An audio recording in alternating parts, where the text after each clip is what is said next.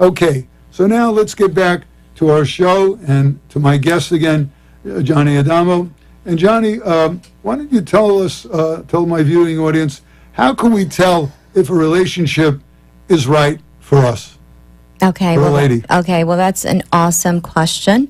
And even before we get into if the relationship is right for us, I have another series of questions that I would like the audience to know that they should be the women should be asking themselves as they're dating to see how this relationship is going for them.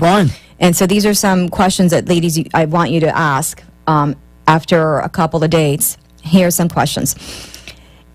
This isn't what I want to ask yourself, or you want to state to yourself, this isn't what if you qualify for this, if this isn't what I really want, but I don't want to be alone, then this is something that says, you're vulnerable right now and you can become a victim of a predator. I don't feel proud of this person to introduce them to my friends or family. It's important to like the friends that your new person that you're dating, that you like them. If you cannot fit in with their friends and family, this is not the right person for you. I want to help, rescue, improve, or change this person. So if right off the bat you have a checklist of things that you want to change in this individual, not the right person for you. I am acting needy, clingy, or different with this person than I normally do. That means you're probably involved with an emotional manipulator, which is one of these characters we were discussing. I feel frustrated or confused when I am with him or with her, if in the company of this person. If you're constantly being frustrated or confused, once again, this person is not emotionally safe for you. Focusing on one important trait is also a problem. So if you're focusing on the fact that this person has money, or it's great sex, or it's fun, and you ignore everything else, also red flag for you. Be careful. Okay. The other question you want to ask yourself is, if you're feeling desperate, you will feel desperate if you have just come out of a relationship with a toxic person. So that's going to be natural and normal, but it means you need to get to therapy. You need to call a therapist or someone who can support your healing journey.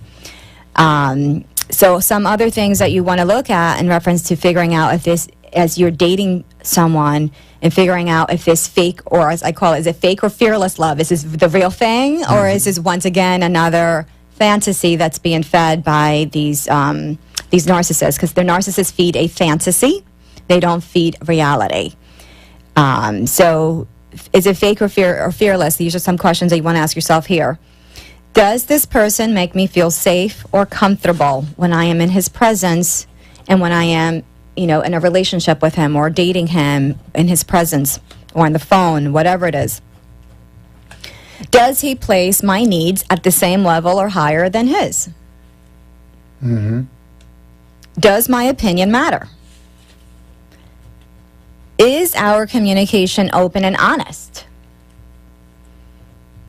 Is my no respected? Is my well-being a priority to him? Is he consistent? Is he available? And is he generous? All this means a man, when he is ready to find Mrs. Right or just date and find someone that he wants to settle down with, he is on his best behavior, meaning he wants to put her needs above his own. He wants to be available to her. He sets up the dates in advance. He doesn't call at the last minute and decides that today is Friday and he calls you or texts you to figure out if you're available tonight. He's not putting any effort into organizing the dates or being proactive. So these are things that will show you if he's wanting to be with her and being, or with the woman. I see. He needs to be able to have make plans, future plans with the woman as well. So he needs to be able to set up those dates. He needs to want to bring her around to family outings and functions. So all that is planning in advance, planning the future with her. All those things are green light. That you're dealing with someone who cares for you, who's emotionally available, and can create a safe and secure environment for love to grow, because love grows and evolves. there's a few more things that are important for the audience to know, and it's when you're dating or you're out there, the narcissist is going to manufacture a lot of confusion, a lot of self-doubt, anxiety, and desperation. So when those emotions are coming up, please recognize that that individual is unsafe for you. They're emotionally toxic, most likely. A healthy person makes it safe for you to have every part of you to have every part of you show up and be present. And the right person will cherish your most vulnerable and tender parts. Okay? So those tender places that you barely want to show anyone, the right person is going to be very loving and warm and there for you, 100%. And I also want to remind the audience, the women, that they are lovable just the way they are. They don't need to transform into anything else. They're just beautiful and worthy of love just the way they are. Because part of the messaging that we get when we are involved with a narcissist is that we are not enough, that everything was our fault, that the awful relationship went down the tubes because we did not do enough. And that is a lie from the pit. It is a complete lie manufactured by the narcissist. Absolutely. And I also encourage the women to take a risk on a good guy and build a trustworthy relationship. Trust is not granted, so you don't believe anything that initial dating process, when he's communicating initially, you don't really believe anything. You just wait and see. Take that attitude of waiting and seeing. But you want to take a risk with a good guy and build a trustworthy relationship, because then that's going to go the distance. And I also just wanted to comment on the workplace. Recently, I've gotten a few couples that came in because the wife had been targeted by a predator in the workplace. And of course, for those of us who get targeted by sexual predators, we think it was our fault as well, that the sexual assault was our problem. And it's interesting because these are couples that have come in. These are not single women. These are couples. So now I'm dealing with double trauma. I've got the husband who has betrayal trauma, who's dealing with the fact that his wife was flirting and then ended up snared by one of these narcissistic sexual predators. And then I've got the trauma from the wife's end, who was sexually assaulted. It's a very complex issue, this sexual assault, and it's always been happening forever and ever. But now we're talking about it, and it's interesting that I have a couple of couples that have come in with that situation where the women have been sexually assaulted at work by their coworker, but she didn't know, these guys confuse you, they confuse her brain, so we think we must have asked for this, and it's a nightmare, because then ultimately when it comes out and the husband finds out, then it comes across as a betrayal, because someone else has... Well, fortunately now, again, what we've been reading in the papers in the last months is finally these type of individuals, granted, I'm sure it's happening in millions and millions of situations across America, but when it starts to happen to very well-known celebrities, it then trickles down, and women across the country start to say, hey, it's happening to me, this certain person has been abusing me, this person has been treating me, sexually taking advantage of me, using me in a power position, maybe he's my employer, maybe he's my husband, maybe he's my boyfriend, he loves himself, he's a narcissist, and hopefully women are going to start waking up and asserting their rights even more and realizing that they don't have to take this any longer. And going to lawyers and going to advisors and asserting their legal rights and getting out of these terrible situations. That's correct. Yeah. And with the couple of scenarios that I'm currently working with, in both cases, the women were vulnerable because the marriage were both in marriages at that point were not happy. So they were very vulnerable. And the problem is that these narcissistic, predatory type of males can smell vulnerability a mile away. So your coworker who sees you down and out when you used to be happy and chipper sees it. Yep. And then they invite you to the happy hour. Yep. And then they get you drunk. And then they want to do something else. And you, next thing you know, there's something going on that you never invited. Yeah. And then they feel tremendous amount of guilt and shame. They don't know how to handle it. They swallow all that trauma. Right. And then eventually it comes out. And then they, thank God, they eventually get to counseling. And what about, again, in the case of Bill Cosby, we learned that he was using drugs to take care of women, particularly Quaaludes, which was the drug of choice back in the 70s and early 80s. They don't exist anymore, methaqualones, but it was a type of drug. It was a tranquilizing drug which would literally knock women out practically, and if they had a drink or two, they literally didn't know what was going on, and they'd end up having what we know, you heard the expression date rape. There's been other drugs that men have used. I suspect that narcissists probably do employ the use of drugs as well as their personality. One of the things I actually teach, in the book it's ready for publication, I have in there, and I teach my clients that there's a difference between submission and consent to sexual activity. All victims submit. I'll repeat that. All victims submit. And this is why we get confused as the victims, because we submitted. And most of us don't fight. We don't push them. We don't scream. We don't yell. Our brain goes into freeze. Right. We don't know what to do. Right. We have a trusting relationship with a coworker. We have a trusting relationship with a coach or whomever it is. And then all they have to do is push through the betrayal of the trust. Right. Our brain goes into total confusion, chaos. They get what they want, we blame ourselves. And that is exactly how it goes down. So there is a big difference between submission, which we all submit out of fear, whether it's even just, let's just say if it happens within like your romantic relationship, you submitted out of fear because you didn't want to lose the partnership, or you don't want to destroy a family. These are reasons why we submit. Right. Not just the confusion of what the heck is going on here, but that's a lot of what is happening. The brain is in a state of confusion, and we end up freezing. Right. So there is no fighting, screaming. No one heard us screaming. So therefore, we blame ourselves because we're like, well, I didn't even fight. What the heck happened? So like in the scenarios also of alcohol, that is, anyone is having sex with a woman who's intoxicated or a man who's intoxicated or anyone who's intoxicated, they can't give consent. So therefore, when someone is having sex with another individual who is under the influence of anything that, that's intoxicating, right.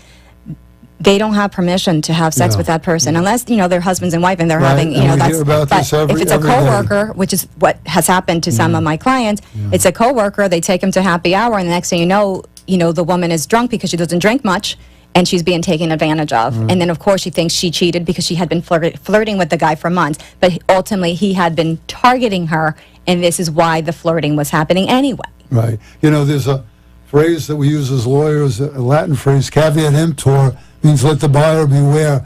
In a sense, when a woman meets a man, whether it be in a bar, in a club, a restaurant, first date, or a new relationship, obviously now, especially what you've been saying today, women really have to be much more aware of what they're getting into. And certainly if they go to a bar and they start drinking, well, you better be aware of what could happen an hour from there or 2 hours later. And if you're setting yourself up and imbibing alcohol or taking drugs or getting yourself in a situation, clearly you're setting yourself up to be taken advantage of. But again, it's if they got taken advantage of, they're still clearly the victim, so they need to deal with the whole victimization and deal with the whole powerlessness and that their power was taken. If you have been sexually violated, you did not give up your power was taken from you. Right. One of the other features I believe you're going to be bringing in through your book, which you mentioned the other night, something called love trauma. What is that all about? Oh, okay. That is the name of my book, and the reason I called it Love Trauma is because the protagonist came through a sexually abusive relationship with a psychopath who is an actual sexual predator.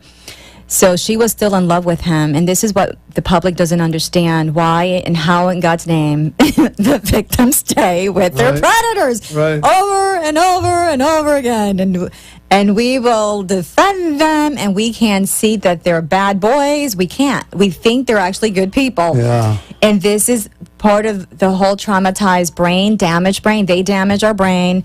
And we can't see the truth. So we have to go through a journey of grief to discern the truth, the lies and the deception that we have been fed, the web that we were caught up in, the fantasy that they created. In order to come out of this trauma, we need to make sense of what really happened in the relationship. So it's love trauma, because the victim, the survivor, sees love, is experiencing love, but in reality it was an addiction that the brain was caught up in, that was manufactured by the narcissist. Right. So it's a journey of healing, to get to the other side and making sense of what happened to you, what happened into the relationship, who is this person that you really were in love with, or you thought they were so wonderful, and then to find out they were a narcissist, and they had no capacity to love you. They were only exploiting you. It is extremely sad, but yet there is light at the end of the tunnel. You can have a stronger life, more compassionate life on the other side of your healing. So I do encourage all the women who have been involved with narcissists or sociopaths to get to their healing. There is love and life at the end of this tunnel, and the cycle of abuse can be broken. If you have been sexually assaulted once, the chances are that you will be sexually assaulted and raped again and again and again. It goes up until you go through your whole healing. You have to wrestle with your victimization. You have to accept that your power was taken from you. One thing I've observed over time is that, and I guess this is just part of the life cycle, as women get older, they get, I guess, in a possibly more vulnerable position, because they get a little more anxious about whether they're going to, quote, meet the man of their dreams. Once a woman reaches 35 to 40, or like they said in that film, My Cousin Vinny, my biological clock is ticking, and am I going to meet a fella? Am I still going to be able to get married? Am I still going to be able to have children? And sometimes I have found that some of those age women perhaps maybe a little more submissive because they want to have a relationship. They're more anxious to meet somebody because the time clock is maybe running out on them, as opposed to a woman 20, 25, 30. What do you feel? How do you feel about that?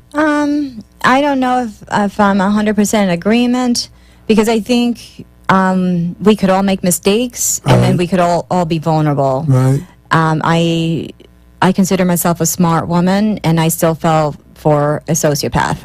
I'm like, you know what I mean? Right. And I wasn't looking to get married, like the next day. I had just came out of a long-term marriage, so I needed time to heal. I needed to get to myself, and who am I without this marriage, and go through the grief process. So I still got caught up with someone that was not good for me. Right. So I think we're as human beings, we're fragile, and we do have vulnerabilities, and we just all need to be aware of that no one is above falling prey to an emotional manipulator and someone who can take advantage of us. I see. And let's, one of the final questions, how do we know that a lady is in a good relationship? We found, quote, the right guy, a guy that hopefully is not going to be abusive, not going to be the narcissist, not going to be the predator that you've been speaking about for this past hour. The man is consistent. The man is consistent. He is available. Right. And once again, he will embrace your tender parts. He's not oscillating between the love bombing and ghosting and disappearing acts. He's consistent. He's got integrity. He wants to be there for you. And he is concrete when he communicates. These are things that you need to look for and know that this is a safe man. And even if he doesn't talk a lot about his emotions, that's okay. A lot of guys don't. What's important about the emotionally available man is that he's ready for commitment, that he can be there emotionally for her, meaning he can comfort her when she is hurting, and when she needs him, he is there. He can respond to her, but he doesn't need to be spilling out his heart constantly, because that's not necessarily a male trait. They will, you guys will talk about your emotions here and there, but it's not always like the first thing. A lot of women are like waiting for the men to always be talking about their emotions. Yeah. No, you ladies need to talk about your emotions, and he needs to be able to sit there and listen to you for at least 15 to 20 minutes a day. Right. And that makes him very emotionally safe for you. Uh-huh. Okay? So we don't need to turn him into like this emotional thing, that needs to be always expressing his emotions. That's actually kind of dangerous, because then the woman will suppress herself to cater to him. So we don't want that role reversal at all. That's dangerous in the relationship. And narcissists do that.